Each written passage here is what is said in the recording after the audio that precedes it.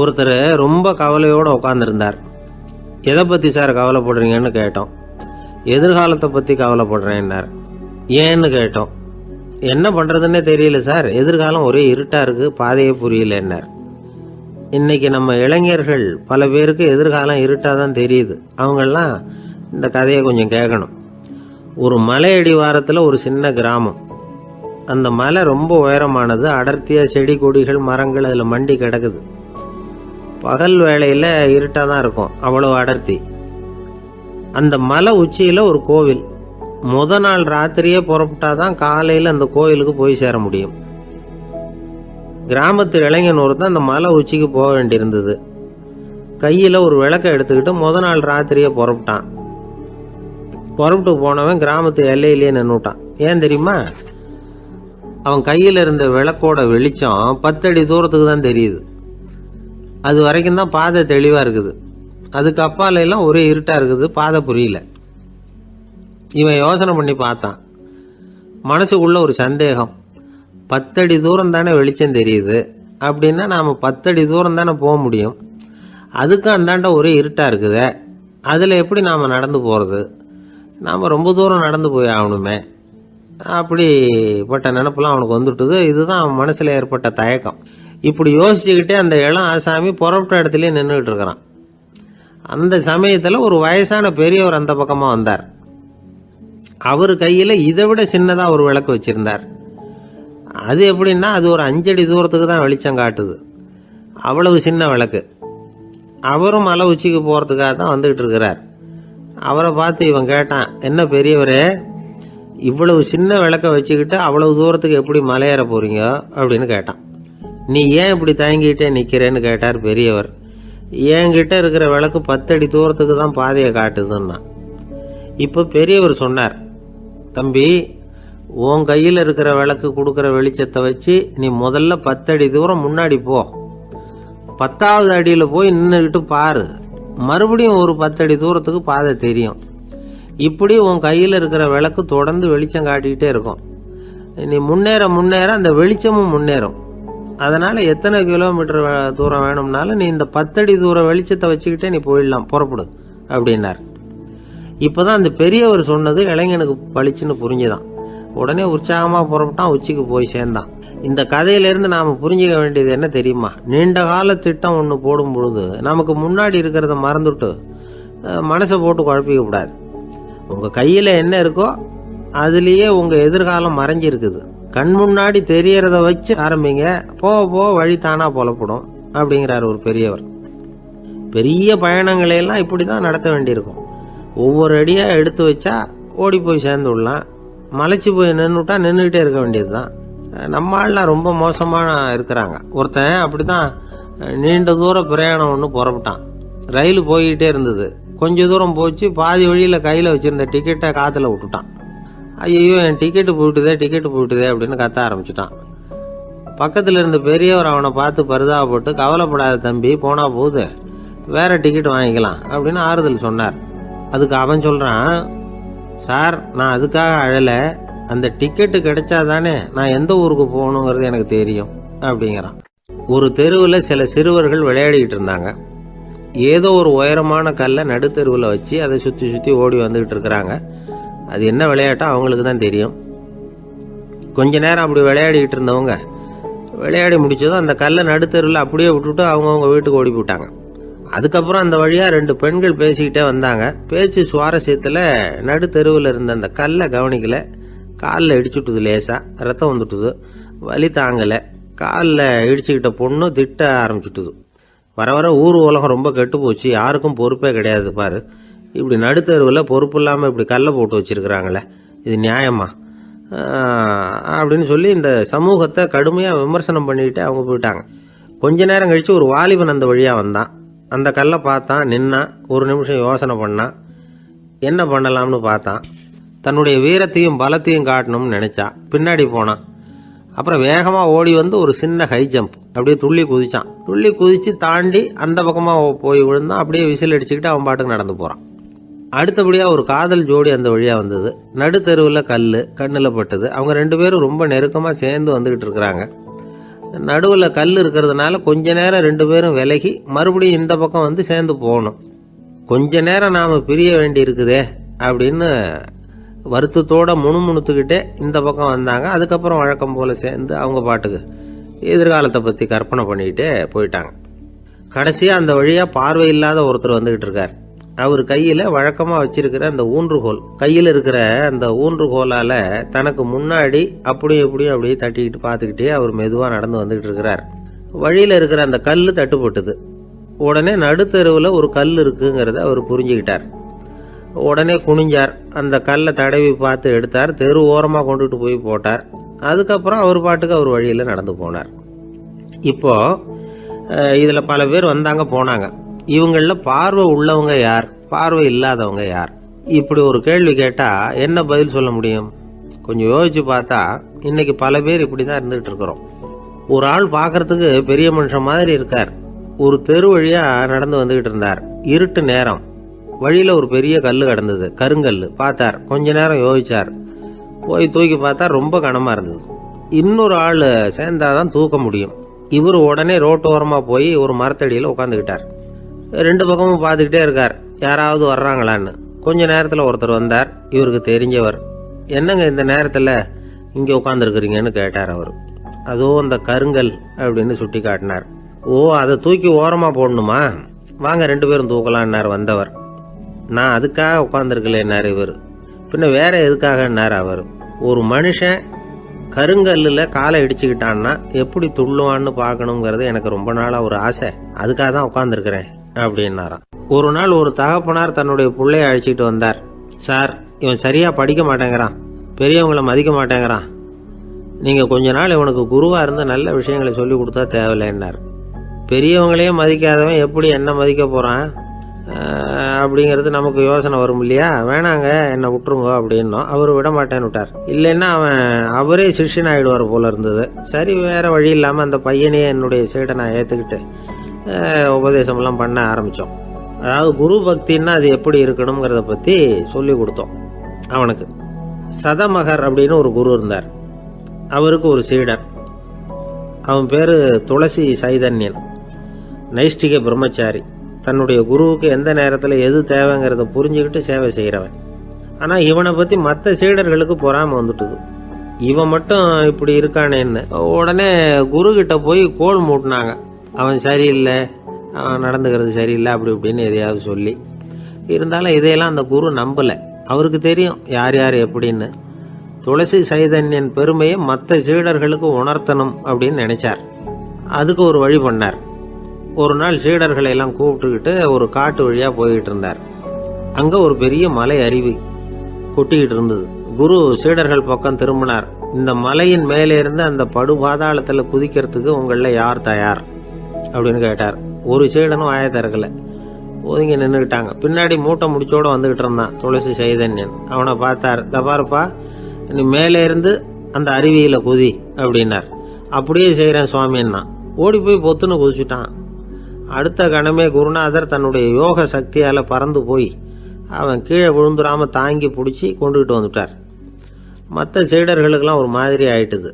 அடுத்தபடியாக என்ன பண்ணலாம்னு யோசிச்சாங்க இவனை மாட்டி விடுறதுக்கு. ஒரு நாள் வெத்தலை அடிக்கிற ஒரு சின்ன உரலையும் உலக்கையையும் எடுத்து ஒளிய வச்சுட்டாங்க. சதமகர் சன்னியாசி இல்லை, அவர் வெத்தலை போடுவார். பல்லு சரியில்லை, அதனால் இடித்து தான் வெத்தலையை போடணும். திடீர்னு வெத்தலை பாக்கு கேட்டார். வழக்கமாக உரலில் இடித்து தர்றது தான் துளசியின் பழக்கம். உரலை தேடினா கிடைக்கல, என்ன பண்ணுறது? குரு கேட்டுவிட்டாரே, குரு சேவை தானே முக்கியம். என்ன பண்ணால் வெத்தலை பாக்க தன்னுடைய வாயில் போட்டு முன்னும் அதை எடுத்து அவர்கிட்ட கொடுத்துட்டான். குரு எதையோ படிச்சுக்கிட்டே அதை வாங்கி வாயில் போட்டுக்கிட்டார். துளசி இன்னைக்கு தாம்பூலம் நல்லா இடிக்கப்பட்டிருக்கு, ருசியாக வேற இருக்குது, அதை இடித்த பாத்திரத்தை என் கண்ணால் பார்க்கணும்னு ஆசையாக இருக்குன்னு விட்டார். அதை மட்டும் அனுப்பி போய் நீ வர வேண்டான்னு வேற சொல்லிவிட்டார். இதை கேட்டதும் துளசி தவிச்சு போயிட்டான். இவன் போகாமல் எப்படி வாயை மட்டும் அனுப்பி வைக்க முடியும்? இவன் தவிக்கிறத பார்த்ததும் மற்ற சீடர்களுக்கெல்லாம் மனசுக்குள்ளே ரொம்ப சந்தோஷம். துளசி கொஞ்சமும் யோசிக்கல, வாழை எடுத்தான், தன்னுடைய தலையவே அப்படியே அறுத்து வெட்டி எடுத்தான். இன்னொரு சீடங்கிட்ட கொடுத்துட்டான், எடுத்துகிட்டு போன்னு சொல்லி கொண்டுட்டு போய் குரு முன்னாடி வைக்கிறாங்க. அந்த தலையில் வாய் திறந்துருக்கு, வெத்தலை போட்டு முன்னு இருந்தது, தெரிஞ்சு போச்சு, சிவப்பாக இருந்தது. அவனுடைய குரு பக்தியை இப்போ எல்லாரும் ஒத்துக்கிட்டாங்க.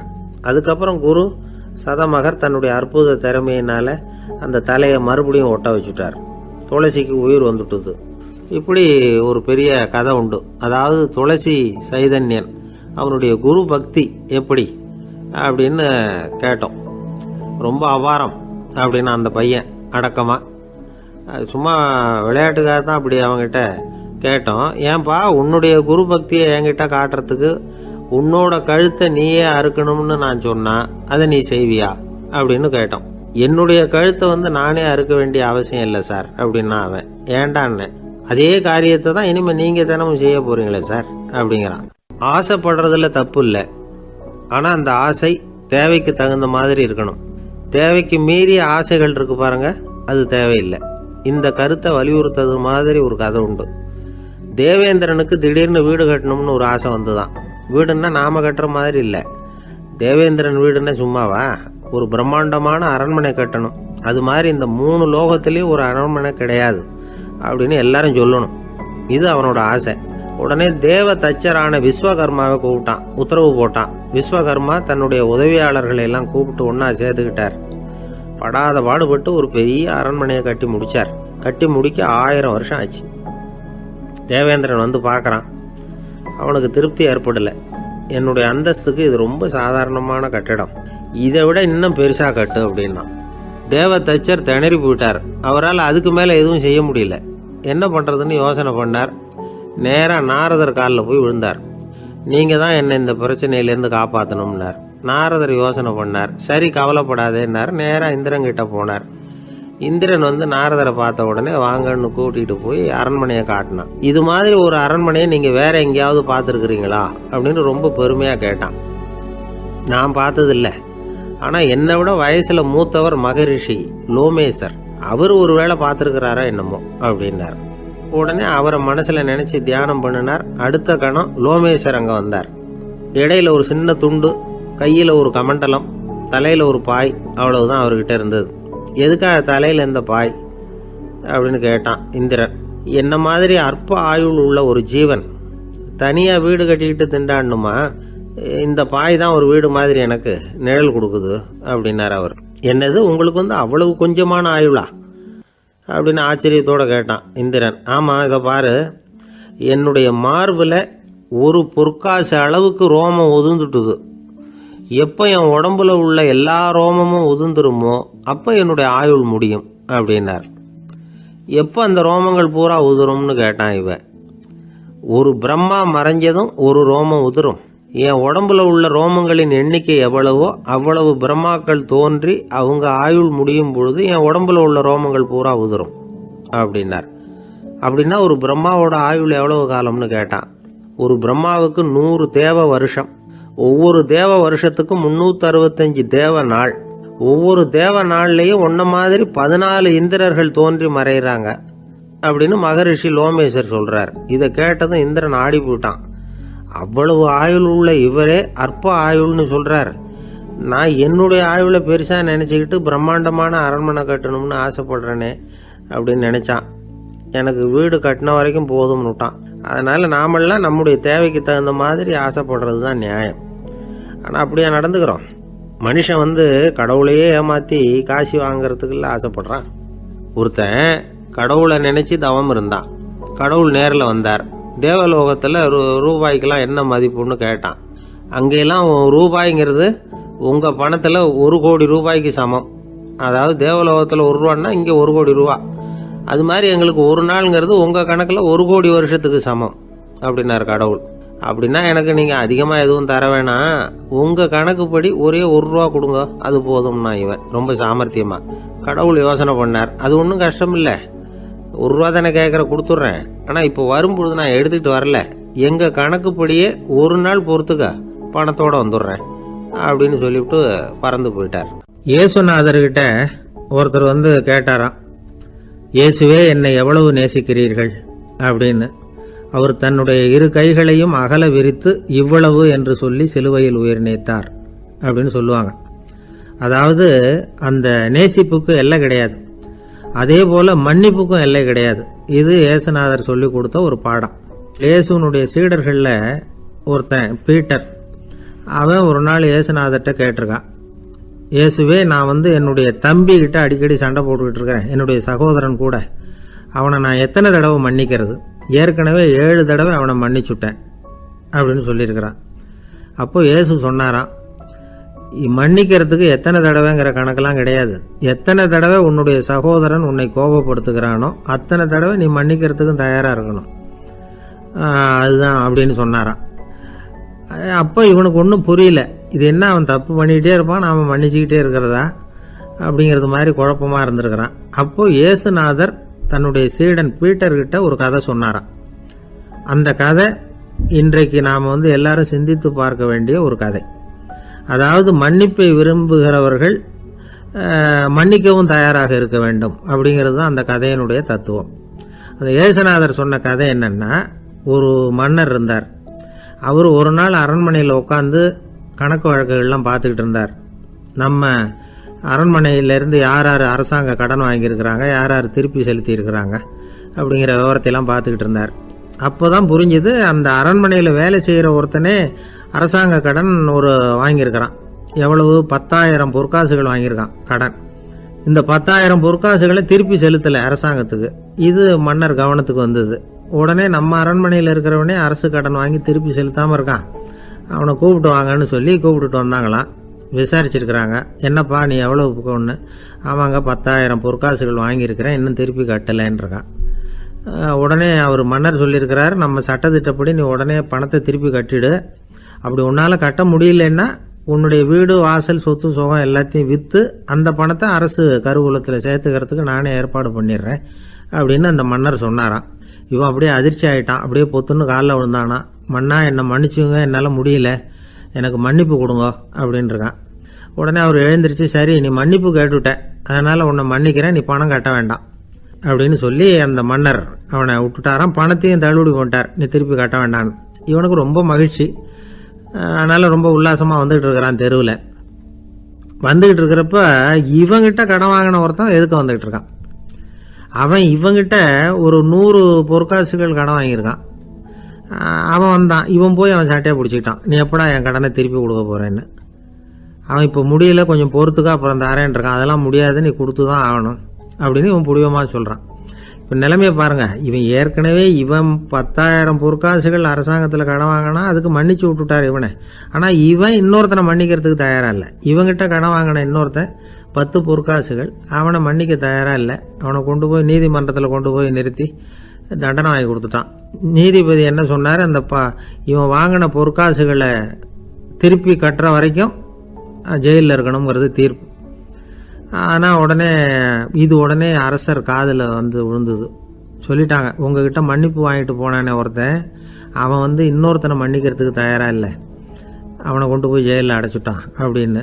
உடனே மன்னர் பார்த்தார், இவனை மறுபடியும் கூப்பிட்டு வர சொன்னார். தபாரப்பா, நான் உன்னை மன்னிச்சு விட்டேன், ஆனால் நீ இன்னொருத்தனை மன்னிக்கிறதுக்கு தயாராக இல்லை, அதனால் என்னுடைய தீர்ப்பையும் மாத்துறேன், நீயும் அரசு கடன் தீர்ற வரைக்கும் ஜெயிலில் தான் இருக்கணும் அப்படின்னு சொல்லி ஜெயிலுக்கு அனுப்பிச்சிட்டாராம். இப்படி ஒரு கதையை இயேசுநாதர் தன்னுடைய சீடருக்கு சொன்னதாக ஒரு வரலாறு. அது என்ன, அதிலேருந்து நாம் புரிந்து கொள்ள வேண்டியதுன்னா, நாம் மன்னிக்கப்படணும்னு நாம் விரும்புகிறோம்னா நாம் இன்னொருத்தரை மன்னிக்கிறதுக்கு தயாராக இருக்கணும். அதனால் நாம் இன்னொருத்தரை யாரையும் மன்னிக்க மாட்டோம், ஆனால் என்ன இன்னொருத்தர் மன்னிக்கணும் அப்படிங்கிறது மாதிரி செய்யக்கூடாதுன்னு சொல்லுவாங்க. அது மாதிரி நாம் இப்போ இது தப்பாக புரிஞ்சுக்கிறவங்களும் இருக்கிறாங்க. பாவம் மன்னிப்புங்கிறதுலாம் எதுக்குன்னா, அதாவது மறுபடியும் பாவம் செய்யாமல் இருக்கிறதுக்காக தான். அதான் மன்னிக்கிறாரே அப்படிங்கிறதுக்காக மறுபடியும் பாவம் பண்ணிகிட்டு இருக்கிறது இல்லை. அதான் ஒருத்தர் கேட்டாராம், பாவத்திலேருந்து மன்னிப்பு கிடைக்கணும்னா நீ என்ன செய்யணும் அப்படின்னு கேட்டிருக்கார். அதுக்கு அவன் சொல்லியிருக்கிறான், நான் முதல்ல பாவம் செய்யணும், அப்போ தானே மன்னிப்பு கிடைக்கும் அப்படின்னு நானாம். இப்படிப்பட்டவர்கள் தான் இன்றைக்கி உலகத்தில் அதிகமாக இருக்கிறாங்க. அதனால் இந்த மன்னிப்பின் மகத்துவங்கிறது இயேசுநாதர்கிட்டேருந்து தான் நாம் புரிஞ்சுக்கணும். அந்த இயேசு சொன்ன அந்த மன்னிக்கிற மனோபாவம் இருந்தால் இன்றைக்கி உலகம் பூராவும் அமைதி பூங்காவாக இருக்கும். அதில் ஒன்றும் ஆச்சரியமே இல்லை, அதில் ஒன்றும் சந்தேகமும் இல்லை. அதனால் மன்னிக்கிற மனோபாவத்தை நாம் எல்லாரும் நமக்குள்ளே வளர்த்து கொள்ள வேண்டும் அப்படிங்கிறது தான் நாம் இன்றைக்கு எல்லோரும் சிந்தித்து பார்க்க வேண்டிய ஒரு செய்தி. என்ன சார், உங்கள் பையன் என்ன செஞ்சுக்கிட்டு இருக்கிறான் இப்போ அப்படின்னு கேட்டார் ஒருத்தர். அடிக்கடி கண்ணாடி முன்னாடி நின்று அழகு பார்த்துக்கிட்டு இருக்கிறான் சார் அப்படின்னாரு அப்பா. இளம் பருவம் இப்படி தான் இருக்கும், அதையெல்லாம் சாதாரணமாக நினச்சிடாதீங்க அப்படின்னாரு அவர். என்ன சார் சொல்கிறீங்க? கண்ணாடி முன்னாடி நின்றுக்கிட்டு நேரத்தை வீணாக்கிக்கிட்டு இருக்கான், அதை ஒரு பெரிய விஷயமா நான் நினைக்கணுமா அப்படின்னார் இவர்.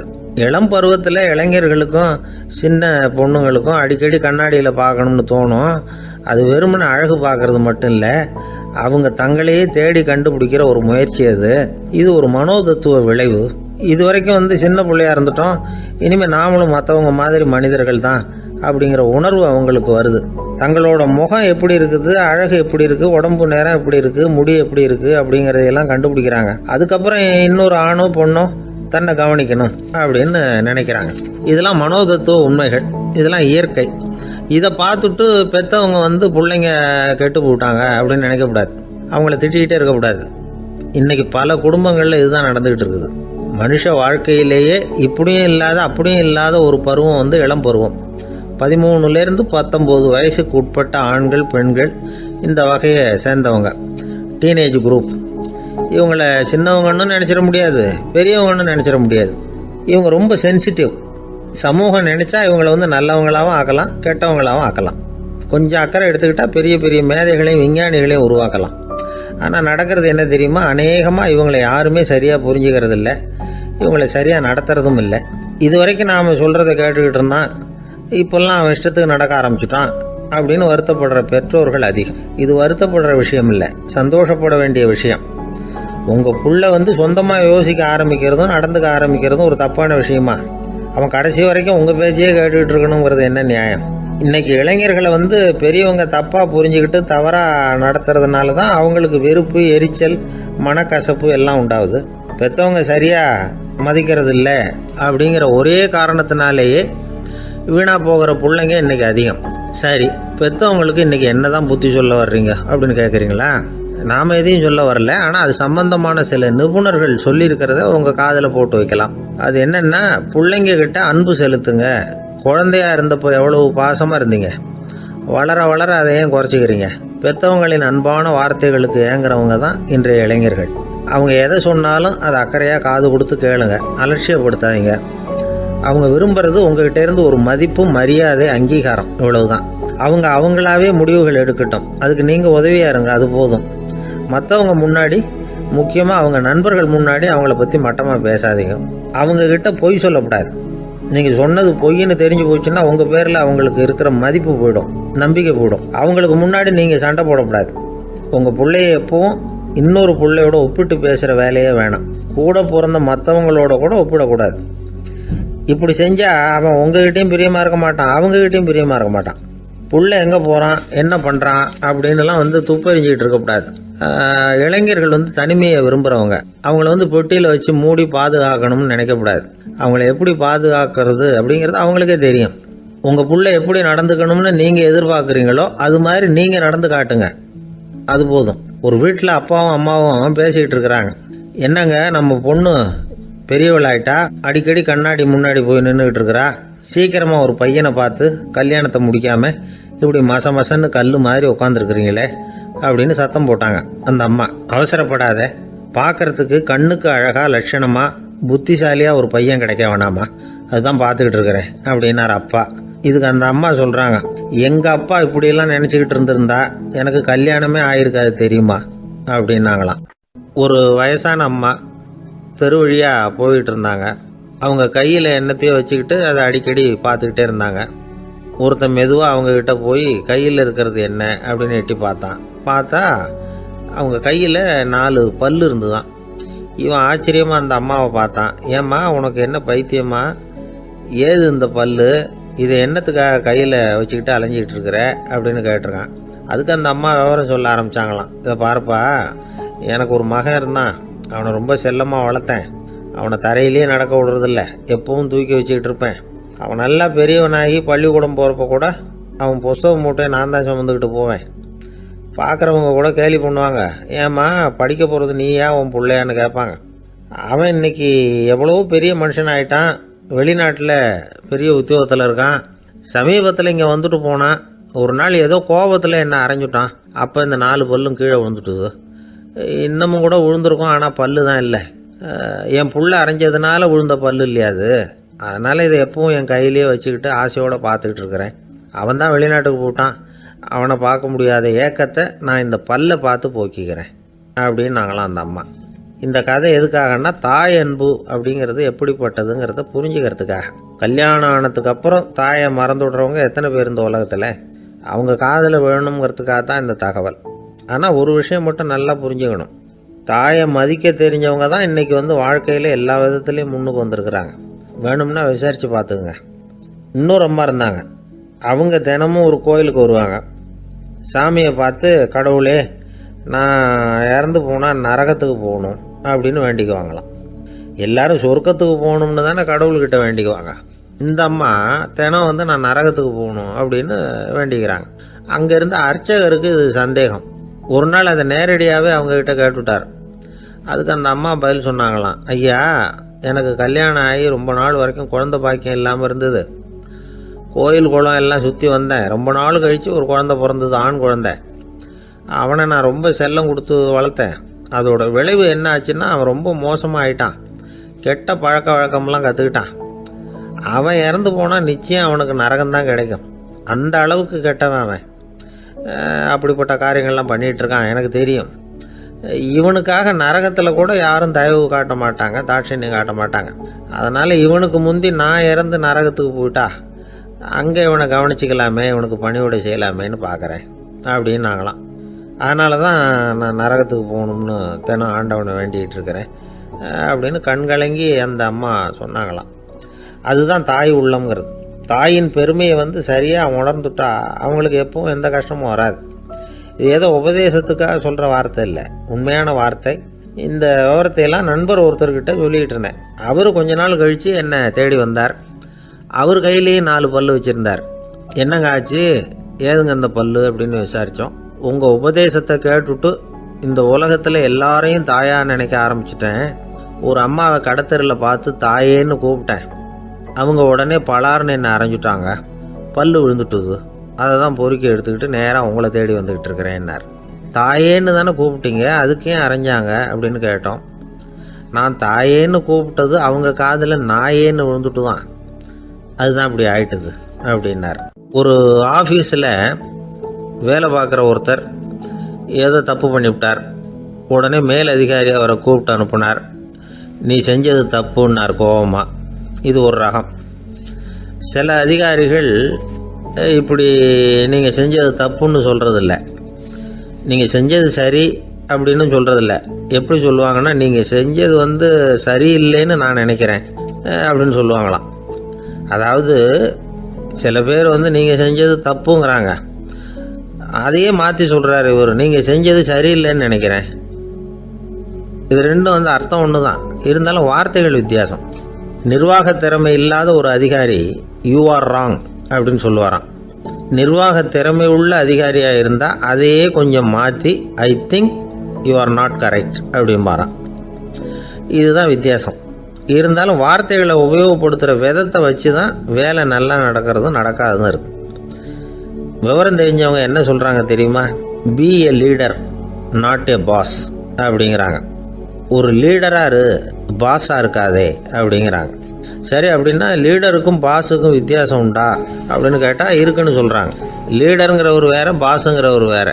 ஒரு லீடர் எப்படி நடந்துக்குவார், ஒரு பாஸ் எப்படி நடந்துக்குவார், இதை முதல்ல நாம் தெரிஞ்சுக்கணும். அவங்க எப்படி நடந்துக்குவாங்க அப்படிங்கிறதுக்கு சில விவரங்கள் இருக்குது. அதை கேட்டோம்னா நாம் புரிஞ்சுக்கலாம் அதை. அதாவது பாஸுங்கிறவர் விரட்டிக்கிட்டே இருப்பார், லீடருங்கிறவர் ஊக்கப்படுத்திக்கிட்டே இருப்பார். நாளைக்கு சாயந்தரத்துக்குள்ளே அந்த வேலையை செஞ்சு முடிக்கலைன்னா தொலைச்சி விடுவோம் தொலைச்சி அப்படிம்பார் அவர். இவர் எப்படி சொல்லுவார்னா, இது வரைக்கும் நீங்கள் செஞ்சுருக்கிற வேலை ரொம்ப அற்புதம் அப்படிம்பார். பாஸுங்கிறவர் அதிகாரத்தை நம்பி செயல்படுறவர், லீடருங்கிறவர் நல்லெண்ணத்தை நம்பி செயல்படுறவர். நம்மக்கிட்ட அதிகாரம் இருக்குது, பவர் இருக்குது, அதனால் காரியத்தை சாதிச்சுடலாம் அப்படின்னு நினைக்கிறவர் அவர். மற்றவங்கக்கிட்ட ஒரு நல்ல அபிப்பிராயத்தை சம்பாதிச்சுக்கிட்டு அது மூலமாக காரியங்களை சாதிக்கிறவர் இவர். பாஸுங்கிறவர் பயத்தை உண்டு பண்ணுவார், லீடருங்கிறவர் அன்பை பரவ செய்வார். அதை செய்யலைன்னா ஆடிட்டில் தகராறாயிடும், இது செய்யலைன்னா இன்க்ரிமெண்ட்டு கட் ஆகிடும், இப்படி ஏதாவது சொல்லி பயமுறுத்திக்கிட்டே இருப்பார் அவர். இவர் அப்படி இல்லை. உடம்பு இப்படி இருக்குது, வீட்டில் எல்லோரும் சௌக்கியமாக இருக்கிறாங்களா, ஆஃபீஸில் எல்லாம் வசதியாக இருக்குதா, நான் ஏதாவது உதவி செய்யணுமா அப்படின்னு அன்புக்கு முக்கியத்துவம் கொடுப்பார். பாஸுங்கிறவர் எதுக்கு எடுத்தாலும் நான் சொல்லிகிட்டு இருப்பார், லீடருங்கிறவர் நாமன்னு சொல்லிகிட்டு இருப்பார். பாஸுங்கிறவர் தப்புக்கு காரணம் யாருன்னு பார்ப்பார், லீடருங்கிறவர் தப்பு என்னன்னு பார்ப்பார். இதுதான் ரெண்டு பேருக்கு வித்தியாசம். The boss shows who is wrong, the leader shows what is wrong அப்படின்னு சொல்லுவாங்க. இந்த காரியம் எப்படி செய்யப்பட்டிருக்கு அப்படின்னு தெரிஞ்சுக்கிறவர் பாஸ். இந்த காரியத்தை எப்படி செய்யணும்னு செஞ்சு காட்டுறவர் லீடர். பாஸுங்கிறவர் பணியாளர்களை திட்டுவார், லீடர் மரியாதைக்குரியவராக நடத்துவார், அதுக்குரியவராக அவர் நடந்துக்குவார். செய்கிற வேலையை ஒரு சுமையாக நினைக்க வைக்கிறவர் பாஸ், செய்கிற வேலையை ஒரு சந்தோஷமாக ஆக்குறவர் லீடர். ஒரு முதலாளியாக இருக்கிறவர் அல்லது ஒரு நிர்வாகியாக இருக்கிறவர் இது மாதிரியான நுணுக்கங்களை எல்லாம் தெரிஞ்சு வச்சுக்கிறது நல்லது. ஒரு பாஸ் இருக்கார், அவர் ஒரு நாள் ரொம்ப பெருமையாக தன்னோட ஆஃபீஸை பற்றி பேசிக்கிட்டு இருந்தார். எனக்கு கீழே 200 பேர் வேலை செய்கிறாங்க சார், நான் ஒரு கோடு கிழிச்சா அவங்க அதை தாண்டாத அளவுக்கு நான் நடந்துக்கிறேன் சார் அப்படின்னார் அவர். அது எப்படி முடியுது உங்களால் அப்படின்னு கேட்டோம். நான் கோடே கிழிக்கிறதில்ல சார் அப்படின்னார். ஒருத்தர் மனசில் நிம்மதி இல்லாமல் உட்காந்துருந்தார். என்ன சார் விஷயம் அப்படின்னு விசாரித்தேன். அகலக்கால் வச்சுட்டேன், அதுதான் அவதிப்படுறேன்னார். விவரமாக சொல்லுங்கன்னு. வீடு கட்டணும்னு ஆரம்பித்தேன், வேலை பாதியிலேயே நிற்கிது, கையில் பணம் இல்லை அப்படின்னார். இது மாதிரி ஆசாமிகள் பல பேரை நீங்கள் பார்த்துருக்கலாம். இவங்கெல்லாம் சுலபமாக மன அழுத்தத்துக்கு ஆளாயிடுறாங்க. மன உளைச்சல், அதாவது ஸ்ட்ரெஸ் அப்படின்னு சொல்கிறோமே, அதுக்கு அடிப்படையான சில காரணங்கள் உண்டு. அதாவது மிகையாக திட்டமிடுதல் அப்படிங்கிறதும் ஒரு முக்கியமான காரணம். நடைமுறை சாத்தியம் என்னங்கிறத மனசில் வச்சுக்கிட்டு எந்த திட்டத்தையும் தீட்டணும், அப்போ தான் அது சரியாக வரும். ரெண்டாவது காரணம் என்ன தெரியுமா? ஒரே நேரத்தில் பல்வேறு செயல்களில் ஈடுபடுறது.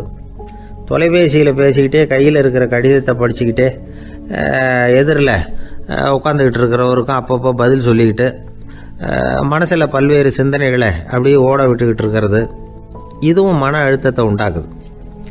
மூணாவது காரணம், எதிலேயும் வெற்றி மட்டும் எதிர்பார்க்குற ஒருதலைப்பட்சமான ஆர்வம். நாம் தொட்டதெல்லாம் வெற்றியாகவே முடியணும் அப்படின்னு எதிர்பார்க்குறவங்க ஏதாவது ஒன்றில் தோல்வியை கண்டால் தோண்டு போயிடுறாங்க. எப்படியும் முடியலாம்ங்கிற எண்ணம் ஏற்கனவே நமக்குள்ளே இருந்துட்டுதுன்னா அந்த அவஸ்தை வராது. அதனால் அதுவும் நம்ம வளர்த்து கொள்ள வேண்டிய ஒரு குணம். மன உளைச்சல் ஏற்படுறதுக்கு இன்னொரு காரணம், எதையும் வேகமாக செஞ்சுடணும் அப்படிங்கிற துடிப்பு. அந்த துடிப்பே மனசை அழுத்த ஆரம்பிச்சிடும். எந்த ஒரு காரியத்திலையும் தாமதமோ இடையூறோ ஏற்பட்டால் அதை பொறுத்துக்கிற மனப்போக்கம் வேணும். அது இல்லாதவங்க அழுத்தத்துக்கு ஆளாயிடுறாங்க. சில பேர் வேலைன்னு எந்த நேரம் பார்த்தாலும் வேலையே கதின்னு கிடப்பாங்க. பொழுதுபோக்குக்கோ உடற்பயிற்சிக்கோ குடும்பத்தில் உள்ளவங்க அல்லது நண்பர்கள் கூட கலந்துரையாடவோ கொஞ்சம் கூட நேரம் ஒதுக்க மாட்டாங்க. இந்த சுபாவம் மன அழுத்தத்தை உண்டு பண்ணும். இதையெல்லாம் புரிஞ்சுக்கிட்டு அதிலிருந்து விடுபடுறது எப்படின்னு யோசிக்கணும். வல்லுநர்கள் இது தொடர்பாக சில யோசனைகளை சொல்லி வச்சிருக்கிறாங்க. அது என்னன்னா, வாழ்க்கைங்கிறது பிரச்சனைகளால் பின்னப்பட்ட ஒன்று, அது எப்போவுமே முடிவடையாத ஒரு தொடர்கதை அப்படிங்கிறத முதல்ல நாம் புரிஞ்சுக்கணும். ஒரே நேரத்தில் ஒரு காரியத்தில் மட்டுமே நாம் கவனம் செலுத்தணும். அடுத்தவங்க காரியத்தில் தலையிடக்கூடாது. எதையும் பேச ஆரம்பிக்கிறதுக்கு முன்னாடி நம்மை நாமே கேட்டுக்க வேண்டிய கேள்வி 2. 1, நான் சொல்ல போகிறது ரொம்ப முக்கியமானதா? 2வது, நான் சொல்கிறத அவங்க கேட்குறதுக்கு ஆசைப்படுறாங்களா? நான் பேசுகிறதுக்கு அது சரியான நேரம் தானா? இதை யோசித்து பார்த்ததுக்கப்புறம் எதையும் பேச ஆரம்பிக்கணும். முடிஞ்ச அளவுக்கு வளைந்து போகிற சுபாவத்தை வளர்த்துக்கணும். நம்ம நேரம் விலை மதிப்பு இல்லாதது, அதை வீணாக்கக்கூடாது. சிரிக்க தெரியலனாலும் பரவாயில்ல, முகத்தில் கொஞ்சம் புன்முறுவலாவது காட்டணும். இதெல்லாம் ரொம்ப முக்கியம். அடுத்தவங்க ஏதாவது செஞ்சால் உடனே நன்றி சொல்ல மறக்கக்கூடாது. தினமும் கொஞ்சம் நேரத்தை தனிமையில் செலவு பண்ணணும். மன உளைச்சலிருந்து விடுபடுறதுக்கு 3 முக்கிய வழிகள் சொல்கிறாங்க. அதை சுருக்கமாக ரெட் அப்படின்னு சொல்கிறாங்க, RED ஆங்கில எழுத்தில். அந்த முதல் எழுத்து R, அது என்னென்னா ரிலாக்ஸேஷன், அதாவது இடை ஓய்வு. 2வது E எக்ஸர்சைஸ், உடற்பயிற்சி.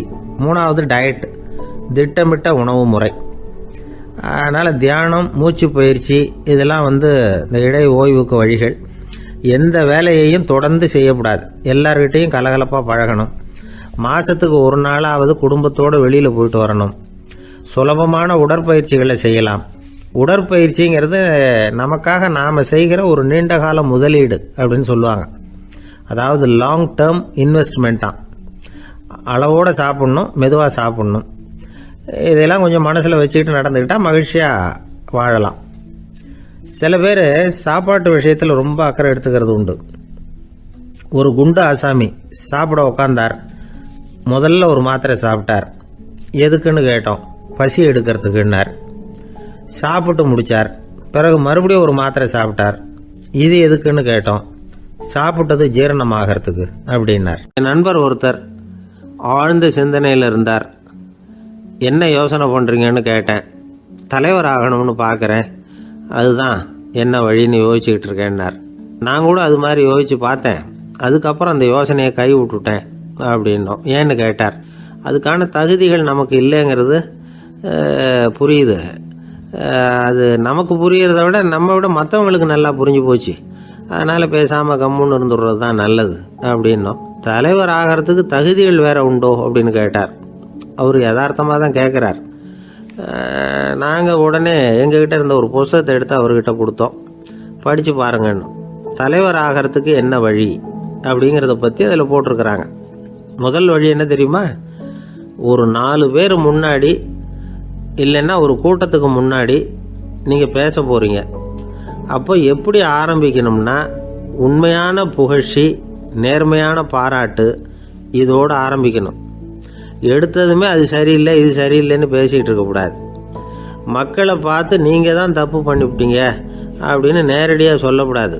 தவறு இருந்தாலும் அதை மறைமுகமாக ஏதாவது கதை சொல்லி அதிலிருந்து அவங்க புரிஞ்சுக்கிற மாதிரி செய்யணும். அடுத்தவங்க பண்ண தப்பு என்னன்னு அலசறதுக்கு முன்னாடி நீங்கள் பண்ணின தப்பு என்னங்கிறத பற்றியே பேசுங்க. எதுக்கும் நேரடியாக உத்தரவு போட்டுக்கிட்டு இருக்கக்கூடாது. இதை நீங்கள் செய்யணும் அப்படின்னு சொல்கிறதுக்கு பதிலாக நீங்கள் இப்படி செஞ்சால் எப்படி இருக்கும் அப்படின்னு கேள்வி மாதிரி கேட்கணுமா. இப்படி கேட்டால் அது உத்தரவு மாதிரி தெரியாதான். அடுத்தவங்க மரியாதையை காப்பாற்றுறது மாதிரி பேசணுமா. உங்கள் பேச்சு இன்னொருத்தரை அவமானப்படுத்துறது மாதிரி இருக்கக்கூடாதான். ஏண்டா இவங்கிட்ட போய் மாட்டிக்கிட்டோம்னு யாரும் நினச்சிடக்கூடாது. ஒவ்வொரு சின்ன வளர்ச்சியையும் பாராட்டணும். வெற்றி சாதாரணமாக இருந்தாலும் பாராட்டாமல் இருந்துடக்கூடாது. பாராட்டும் பொழுது தாராளமாக இருக்கணும். குறை சொல்லும் பொழுது கவனமாக இருக்கணும். வாய்க்கு வந்தபடி பேசிவிட்டா அதுக்கப்புறம் வகையாக மாட்டிக்கிட்டு முழிக்க வேண்டியிருக்கும். நீங்கள் பேசுறது இன்னொருத்தருக்கு ஒரு கௌரவத்தையும் மரியாதையும் உண்டு பண்ணுறது மாதிரி இருக்கணும். நீங்கள் பேசுறது அடுத்தவங்களுக்கு இருக்கிற கொஞ்ச நெஞ்ச மரியாதையும் எடுத்து விடுறது மாதிரி இருக்கக்கூடாது. உங்கள் பேச்சை கேட்டால் கேட்குறவங்களுக்கு ஒரு ஊக்கம் வரணும், உற்சாகம் வரணும். தவறு எதுவாக இருந்தாலும் அதை சுலபமாக திருத்திக்கலாம், சரி பண்ணிக்கலாங்கிறது மாதிரி இருக்கணும் உங்கள் பேச்சு. அடுத்தவங்களை சந்தோஷப்படுத்துங்க. உங்கள் யோசனையை கேட்டு நடந்துக்கிறதுனால அந்த சந்தோஷம் அவங்களுக்கு கிடைக்கணும். இந்த தகுதியெல்லாம் உங்ககிட்ட இருந்தால் நீங்கள் ஒரு சிறந்த தலைவராகலாம் அப்படின்னு அந்த புஸ்தகத்தில் போட்டிருக்கு. இந்த காலத்தில் தலைவர் ஆகிறதுக்கு வேறு சில தகுதிகள்லாம் கூட தேவைப்படுது. ஒரு புள்ள தன்னுடைய அப்பா கிட்ட, அப்பா உன்ன மாதிரியே நானும் அரசியலில் சேரணும், தலைவர் ஆகணும்னு ஆசைப்படுறேன், இன்னையிலேருந்து எனக்கு அரசியல் பாடம் கற்றுக் கொடு அப்படின்னு கேட்டிருக்கான். அவரும் சரின்னு சொல்லிவிட்டு ஒரு பெரிய ஏணியை எடுத்துகிட்டு வந்தாரான். ஒரு செவுத்தில் சாத்தினார். இந்த ஏணியில் ஏறி உயர போய் அங்கே பரன் மேலே இருக்கிற ஒரு புத்தகத்தை எடுத்துகிட்டு வாடான் இருக்கார் மகனை பார்த்து. அப்பா ஏணி ரொம்ப உயரமாக இருக்குது, நீ ஜாக்கிரதையாக இதை பிடிச்சிக்கோ, நான் ஏறி போகிறேன் அப்படின்னு நான் பையன். பயப்படாத, நான் பார்த்துக்கிறேன்னார் அப்பா. பையன் ஏணியில் ஏறினா உச்சிக்கு போனதும் அப்பா கையை எடுத்துட்டார். ஏணி அப்படியே சரிஞ்சுட்டுது. பையன் பொத்துன்னு கீழே விழுந்துட்டான். இடுப்பு பிடிச்சிக்கிட்டே எழுந்திரிச்சான். என்னப்பா இது, இப்படி என்னை ஏற விட்டுட்டு கையை விட்டுட்டியே, இப்படி கைவிடலாமா அப்படின்னு கத்தியிருக்கான். அப்பா நிதானமாக சொன்னாராம், அவசரப்படாதேப்பா, அரசியலில் இதுதான் முதல் பாடம், பெத்த அப்பனாக இருந்தாலும் அவனை நம்பாதே அப்படின்னு உபதேசம் பண்ண ஆரம்பிச்சாரான். என்னுடைய நீண்டகால நண்பர் ஒருத்தர் வருஷம் தவறாமல் திருநள்ளாறு அப்படிங்கிற திருத்தலத்துக்கு போயிட்டு வர்றது வழக்கம். அங்கே என்ன சார் விசேஷம்னு கேட்கறது உண்டு. என்ன இப்படி கேட்குறீங்க, சனி பகவான் நலன் விருப்பப்படி அங்கே தானே எழுந்தருளி இருக்கிறார், அவரை போய் பார்த்து ஒரு கும்பிடு போட்டுட்டு வந்தா நம்ம பிடிச்சிருக்கிற சனியெல்லாம் விலகும் அப்படிம்பார். சத்தம் போட்டு சொல்லாதீங்க சார், வீட்டில் வேற யார் காதிலாவது இது விழுந்துற போது அப்படின்னு சொல்கிறது உண்டு வர்றவங்க. இப்போது நான் சொல்கிறதுல உள்ள நியாயத்தை புரிஞ்சுக்கிட்டு அவரும் கொஞ்சம் எச்சரிக்கை உணர்வோடு நமக்கு நன்றி சொல்லுவார்னு வச்சுங்களேன். அதாவது பார்வை மூலமாகவே அந்த நண்பருக்கு ஆன்மீக விஷயங்கள்ல அதிக ஈடுபாடு உண்டு. அப்பப்போ சில புராண கதைகளை எல்லாம் சொல்றது உண்டு. ரொம்ப சுவாரஸ்யமா இருக்கும். எப்பவுமே புராண விஷயங்களை எல்லாம் அறிவியல்ங்கிற தராசில வச்சு எடை போட்டுட்டு இருக்கக்கூடாது. அப்படி பார்த்தா அதெல்லாம் நம்ப முடியாத வெறும் கற்பனைகளா தோணும், மூட நம்பிக்கைகளாகவும் தெரியும். புராணங்களை புராணங்களாவே புரிஞ்சுக்கிறவங்களுக்கு அதெல்லாம் அர்த்தமுள்ள செய்திகளை உள்ளடக்கி இருக்கிறதாக தெரியும். அந்த வகையில தான் இந்த நண்பரும் நிறைய செய்திகளை சொல்றது உண்டு. சனியை போல கொடுக்கிறவனும் இல்லை, சனியை போல கெடுக்கிறவனும் இல்லை அப்படின்னு சோதிடர்கள் சொல்லுவாங்க. நாம ஏதாவது ஒரு வம்புல மாட்டிக்கிட்டா பிடிச்சது சனி அப்படிங்கிறோம். ராவணன் எப்பேற்பட்ட வீரன், அவனே சனி பார்வைப்பட்டது தானே சங்கடப்பட ஆரம்பிச்சான் அப்படின்னார் நண்பர். அது எப்படிங்கன்னு கேட்டேன். அவர் சொல்ல ஆரம்பிச்சார், இந்த ராவணன் இருக்கானே நவ கிரகங்களையும் பிடிச்சி கொண்டுட்டு வந்து தன்னுடைய சிம்மாசனத்துல அப்படியே படிகளா போட்டு வச்சுட்டானா, ஒவ்வொரு படியா. பாவம் அந்த 9 தேவதைகளும் ஒவ்வொரு படியா குப்புற கிடக்குறாங்க. நவக்கிரகம் நம்மளை ஆட்டி படைக்குதுன்னு நாம சொல்லிட்டு இருக்கிறோம். ஆனா அந்த நவக்கிரகங்களை ராவணன் எப்படி வச்சிருந்தான் பாருங்க. எல்லாரையும் சிம்மாசனத்துக்கு பக்கத்துல படிப்படியா போட்டு வச்சிருக்கிறான். காலை அது மேல வச்சுதான் ஏறி போகணும். வேற வழி இல்லாம எல்லாரும் குப்புற விழுந்து கிடக்குறாங்க. ராவணன் ஒவ்வொரு தடவையும் இவங்க முதுகுல அடி வச்சு ஏறி தான் அந்த சிம்மாசனத்துக்கு போறது வழக்கம். இப்படி நடந்துகிட்டு இருக்கிறது நாரதர் கண்ணுல போட்டுட்டு தான். அவர் சும்மா இருப்பாரா? யோசனை பண்ணார், என்ன செய்யலாம் அப்படின்னு. ஒரு முடிவு பண்ணிட்டு நேரா ராவணன் கிட்ட போனாராம். ராவணா, நீ நவக்கிரகங்களை பிடிச்சி கொண்டாந்து உன்னுடைய சிம்மாசனத்துக்கு படிகளா போட்டு வச்சிருக்கிற, அது உன்னுடைய வீரத்தை காட்டுது. இருந்தாலும் ஒரு விஷயத்த நீ யோசிச்சு பார்க்கணும். ஒவ்வொரு தடவை நீ சிம்மாசனத்துக்கு போகும் பொழுதும் நவக்கிரகங்களின் முதுகல் அடி வச்சு நீ ஏறி போற, அது உனக்கு பெருமை கிடையாது. அவங்களுடைய மார்புல அடி வச்சு ஏறி போகணும், அதுதான் உனக்கு பெருமை அப்படின்னாரா. இவர் சொல்றதும் சரிதானே அப்படின்னு யோசிச்சிருக்கான் ராவணன். உடனே குப்புற கிடந்த நவக்கிரகங்களை திருப்பி மல்லாக்க போட்டான். அவங்க மார்புல அடி வச்சு மேலே ஏறி சிம்மாசனத்துக்கு போனானா. அப்படி போயிட்டு இருக்கும் பொழுது சனி பகவானின் பார்வை அவன் மேல பட்டுதான். அவ்வளவுதான். என்னாச்சு தெரியுமா? சூர்பனகை தேடி வந்தா. சீதையோட அழகை பத்தி தன்னுடைய அண்ணங்கிட்ட சொல்ல ஆரம்பிச்சுட்டா. விவகாரம் ஆரம்பமாயிட்டது. அதுதான் சனியனுடைய வேலை அப்படின்னு சொல்லி இந்த கதையை சொல்லி முடிச்சார் என்னுடைய நண்பர். ஆக சனியின் பார்வை நம்ம பேல படாம பாத்துக்கிறது தான் நல்லதுங்கிறீங்க அப்படின்னு. ஆமா சார், இப்ப கூட நான் உங்க வீட்டுக்கு வந்திருக்கிறதே ஒருத்தருடைய பார்வை என் மேல படக்கூடாதுங்கிறதுக்காகத்தான் அப்படின்னார். யாருங்க அதுன்னு என்னுடைய மாமனார் சார். அவசரத்துக்கு அவர்கிட்ட கொஞ்சம் கடன் வாங்கிவிட்டேன். நம்ம மாப்பிள்ளை தானேன்னு சொல்லி அவரு விட்டு கொடுக்கறதுக்கு தயாரா இல்லை. இன்னைக்கு இப்ப அவர் எங்க வீட்டுக்கு வரக்கூடிய நேரம், அதுதான் அவர் பார்வையிலிருந்து படாம தப்பிக்கலாங்கிறதுக்காக இங்க வந்துட்டேன் அப்படின்னார். பார்வை படணும்னு இருந்தா பட்டுத்தான் தீரும் போல இருக்கு அப்படின்னா. என்ன சார் சொல்றீங்கன்னார் ஒன்னும் புரியாம. நீங்க இங்கதான் வருவீங்கன்னு அவருக்கு ஏற்கனவே தெரியும் போல இருக்கு. அதனால உங்களுக்கு முன்னாடியே உங்க மாமனார் இங்க வந்துட்டார். அதுவும் அந்த பீரோவுக்கு பக்கத்துல தான் பின்னாடி மறைஞ்சு நின்றுட்டு இருக்கிறார் அப்படின்னு. ஒரு பள்ளிக்கூடம், அதுல வசதியான வீட்டுக்குள்ள ஒருத்தன் படிச்சுக்கிட்டு இருந்தான். இன்னொரு ஏழை பையனும் அங்க படிச்சுக்கிட்டு இருக்கிறான். இவங்க 2 பேரும் ஒரே தெருவில் தான் இருக்கிறாங்க. பணக்கார வீட்டு பையன் பங்களாவில் இருந்தான். அவனுக்கு வேலை செய்யறதுக்காக சில வேலை ஆட்கள் உண்டு. அதனால அவன் நல்லா சாப்பிடுவான், தூங்குவான். ஏதோ வரணுமேங்கிறதுக்காக பள்ளிக்கூடத்துக்கு வருவான், போவான், அவ்வளவுதான். இந்த ஏழை பையன் இருக்கானே, அவன் அப்படி இல்லை. காலையில எழுந்திருப்பான், உடற்பயிற்சி பண்ணுவான். அவங்க வீட்டில் கிடைக்கிற சாதாரண உணவு அதை அளவோட சாப்பிடுவான். வீட்டில் உள்ள வேலைகளையும் செய்வான். பள்ளிக்கும் தவறாம வந்துடுவான். அவனுக்கு கூட பிறந்த சகோதர சகோதரிகள் 8 பேர். எல்லாரும் தன்னம்பிக்கையோட அவங்க வேலையை செஞ்சுக்கிட்டு இருந்தாங்க. இந்த பையன் எப்பவும் உண்மையை தான் பேசுவான், கடமையை ஒழுங்கா செய்வான். ஆசிரியர்களுக்கு இவனை ரொம்ப பிடிக்கும். அதனால இவன் அந்த பள்ளிக்கூடத்து மாணவர் தலைவனை ஆக்கியிருந்தாங்க. இது அந்த பெரிய இடத்து பையனுக்கு பிடிக்கல. மாணவர் தலைவனுக்கு பணிஞ்சு போறதுக்கும் அவனுக்கு விருப்பம் இல்லை. ஒரு நாள் வகுப்புல ஆசிரியர் எல்லா மாணவர்களுக்கும் ஒரு வேலை கொடுத்தார். எல்லாரும் அதை சுறுசுறுப்பா செஞ்சுக்கிட்டு இருக்கிறாங்க. இவன் மட்டும் சோம்பலா உட்காந்துருக்கிறான். ஆசிரியர் அந்த பக்கமா வந்தார். இதை பார்த்துட்டார். உடனே மாணவர் தலைவனா இருக்கிற அந்த ஏழை பையனை கூப்பிட்டார். பாருப்பா, ஏன் அந்த பையன் இப்படி சும்மா உட்காந்துருக்கிறான், என்னன்னு விசாரிச்சு சொல்லு அப்படின்னு சொல்லிவிட்டு உள்ள போயிட்டார். இவன் மெதுவா போய் அவன்கிட்ட விசாரிச்சான், ஏன் இப்படி சோர்ந்து போய் உட்காந்துருக்கிற அப்படின்னு. அவன் ரொம்ப அலட்சியமா அவனை திரும்பி பார்க்கறான். என்னோட சிரமம் உனக்கு என்ன தெரியும்? வீட்டுல என்னுடைய சௌகரியங்களை கவனிக்கிற வேலை ஆட்கள் 2 பேரும் இன்னைக்கு வேலைக்கு வரல. அதனால என்னோட வேலையெல்லாம் நானே கவனிக்கிற மாதிரி ஆயிட்டுது. அதனால சோர்ந்து போயிட்டேன் அப்படின்னு நானு. அப்புறம் கேட்டிருக்கான், அது சரி, உன்னுடைய வீட்டுல உன்னுடைய வேலைக்காரங்க வராத போது நீ எப்படி சமாளிக்கிற அப்படின்னு கிண்டலாக கேட்டிருக்கான்.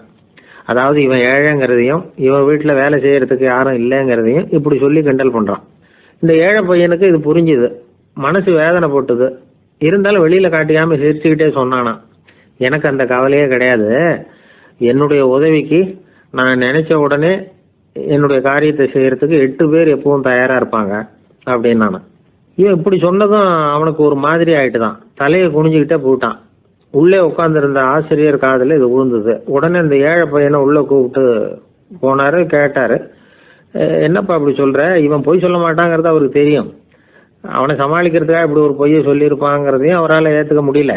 ஏன்ப்பா நீ நினைக்கிற காரியத்தை செய்ய 8 பேர் தயாராக இருக்கிறதா சொன்னியே, உன்னுடைய சகோதர சகோதரிகளை குறிப்பிட்டு அப்படி சொன்னியா அப்படின்னு கேட்டார்.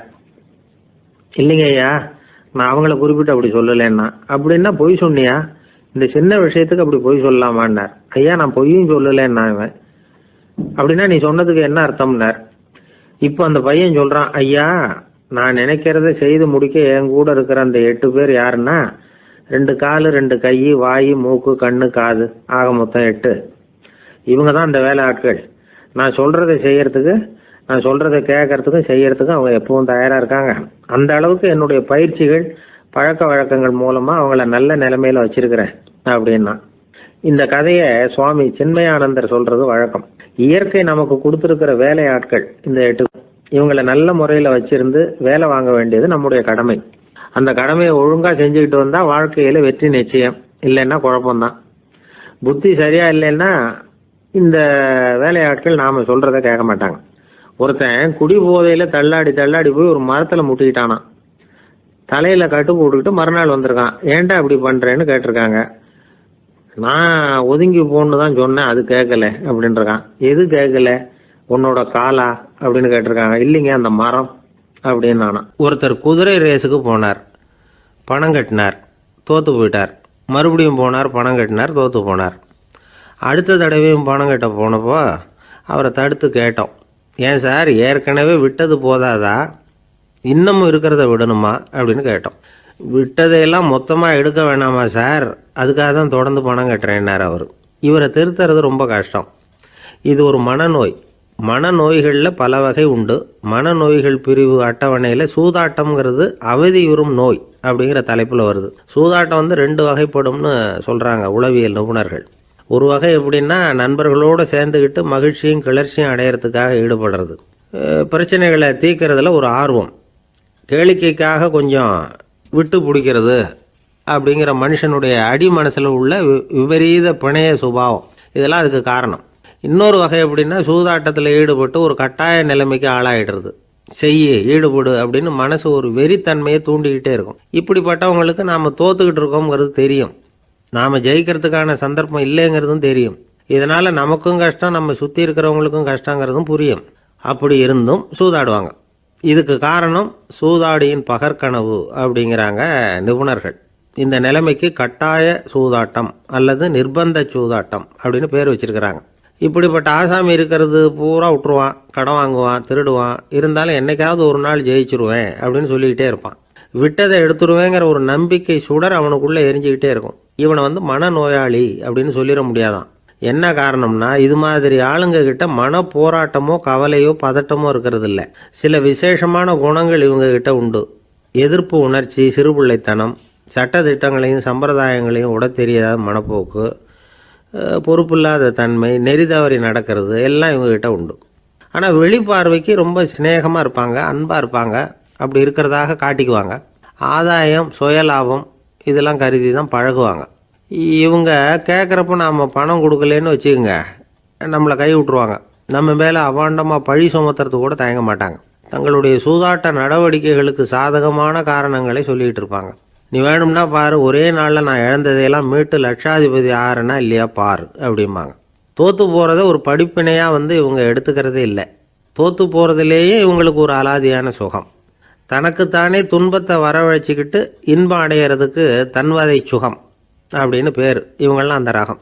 சில பேர் எப்படி தெரியுமா, மந்திர எண்ணங்களை வரவழைச்சிக்கிறது, சூதாடுறதுக்காக ஆஃபீஸில் கையாடல் பண்ணுறது, அடுத்தவங்க கிட்டேருந்து திருடுறது.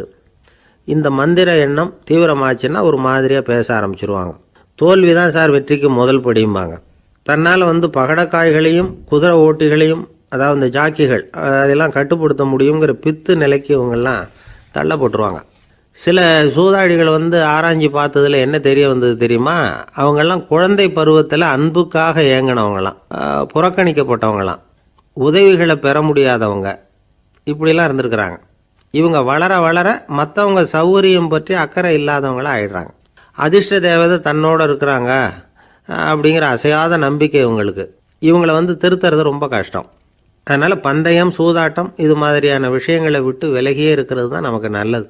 ஒரு ஆள் சொன்னான், என்னுடைய குதிரை வேகமாக ஓடுறதுக்கு என்ன வழி அப்படின்னு கால்நடை மருத்துவர்கிட்ட யோசனை கேட்டேன். அவர் ஒரு பாட்டில் நிறைய மாத்திரைகளை கொடுத்து தினம் 2 மாத்திரை வேதமாக கொடுக்க சொன்னார். முதல் நாள் 2 மாத்திரையை கொடுத்துட்டு அது மேலே ஏறி உட்கார்றதுக்கு போனேன். அவ்வளவுதான். அதுக்குள்ளே அது அம்பு மாதிரி பாஞ்சு ஓடி போச்சு. நான் இன்னும் உட்காரவே இல்லை, அதுக்குள்ளே பாஞ்சு ஓடி போச்சு அப்படின்னா. அடடா, அப்புறம் நீங்கள் என்ன பண்ணீங்க அப்படின்னு கேட்டாங்க. என்ன பண்ணுறது, மீதி மாத்திரை பூராவே நான் முழுங்கி விட்டு அதுக்கப்புறம் துரத்தி பிடிச்சி அது மேலே ஏறி உட்காந்தேன் அப்படின்னா அவன். பொங்கல் திருநாள்னா இது ஏதோ அறுவடை திருநாள் அப்படின்னு சொல்லுவோம். அதாவது வருஷம் பூரா நாம் பாடுபட்டு அதனுடைய பலனை அனுபவிக்கிற நாள் அப்படிங்கிறது நாம் சொல்லிகிட்டு இருக்கிறது. இது முக்கியமாக இது ஒரு நன்றி அறிவிப்பு நாள் அப்படின்னு சொல்லுவாங்க.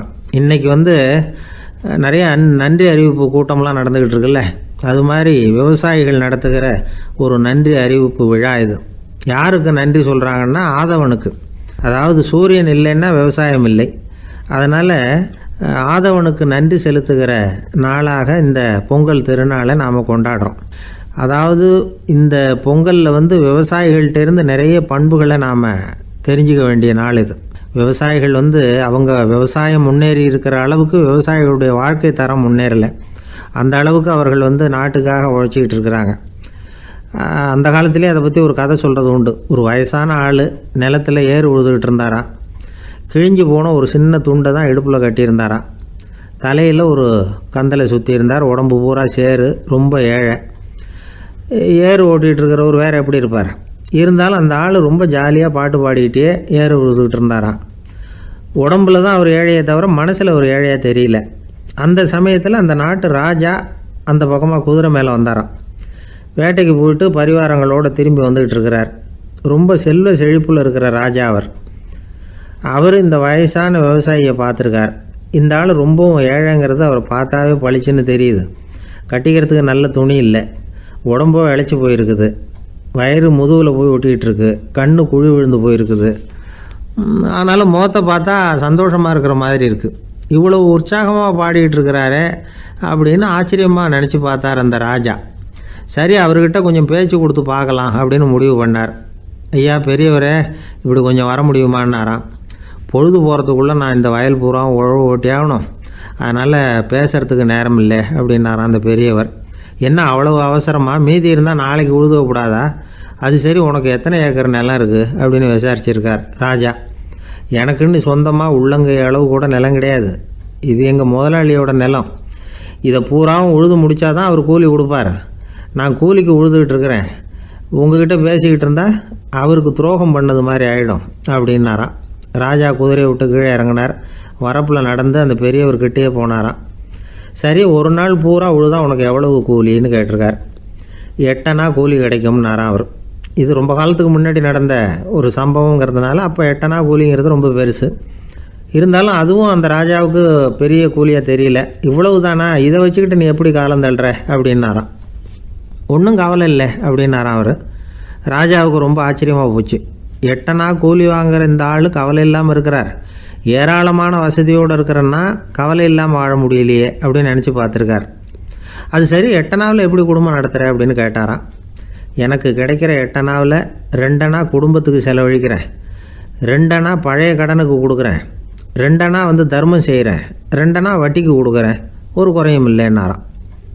ராஜாவுக்கு ஒன்றும் புரியல. எனக்கு ஒன்றும் புரியலேன்னு இருக்கார். ஐயா, எனக்கும் என் மனைவிக்கும் 2 அணா செலவாகுது. வயசான அம்மா அப்பா இருக்கிறாங்க, சின்ன வயசில் என்னை காப்பாற்றினவங்க அவங்க. அந்த கடனுக்கு 2 அணா செலவாகுது, அது பழைய கடன்.